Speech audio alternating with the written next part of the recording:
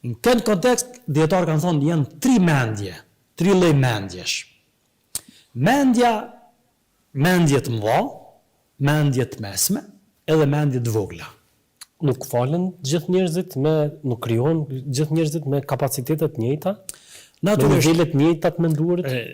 Natyrisht njerëzit ardha e njeriu në këtë botë, njeriu vetë zhvillimi i tij, etapat e zhvillimit të tij tregojnë që Allahu nuk e ka krijuar njerëzit me lind me kapacitete, por njerëzit përfitojnë përmes disa mekanizmave që Zoti ja ka dhënë, edhe lunë rol ambienti ku rritet fëmia, lunë rol rrethi shoqëror.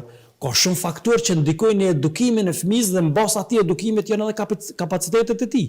Por kthehemi te ajo që nisa. Mendjet e vogla janë ato mendje që jetojnë botën e njerëzve. Muhabetet e tyre janë filani ka bo kështu, filania ka bo kështu.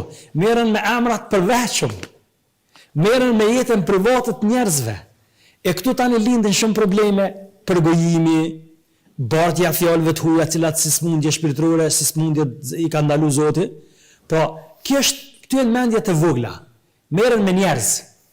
S'kan tjera, ta nuk merren me gjëra tjera. Mendjet e mesme janë mendjet cilat merren me në botën e gjërave. E bleva këtë vetur, sa e bleva këtë vetur, sa ka kushtu shtëpia, sa ka kushtu mobili, sa aja, sa kjo, do më thonë pasuni, botën e gjanave. Kjo është mendjet e mesme.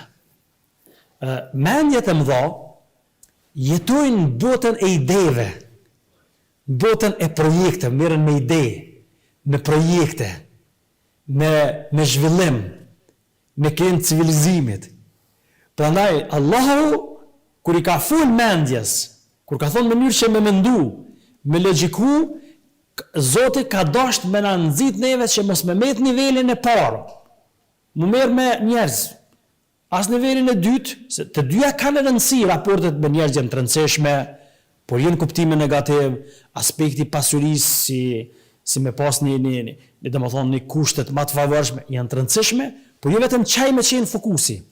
Allahu ka dashur neve me na ngrit nivelin e ideve, sepse janë ato mendje që merren me ide, realisht që sot edhe sundojnë botën.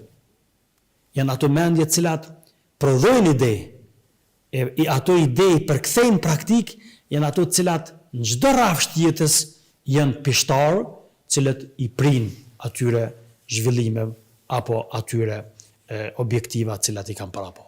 Pra, me një fjalë, mendja edhe shpallja janë bashkë, i ndihmojnë njëra tjetrës, natyrisht në këtë rast i ndihmon shpallja mendjes, ku është mendja, atëherë është edhe shpallja, ku s'ka mendje, atëherë Zoti nuk i drejtohet personit me shpallje.